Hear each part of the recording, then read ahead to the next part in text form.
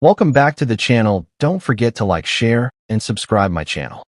Today we are explore how to create a feature comparison grid using custom shapes in Photoshop. First, I open Photoshop and create a wide grid-based canvas.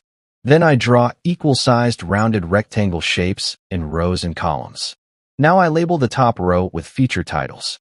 After that, I add tick and cross custom shapes inside grid cells. Next, I color code each column for clarity. Now I slightly highlight the recommended column. Then I add a star custom shape above that column. After that, I keep spacing consistent between grid lines. Now I duplicate the highlighted column for depth. Then I add a shadow to make it stand out. After that, I zoom out to check instant readability. Now the best option is clear at a glance. Finally, I polish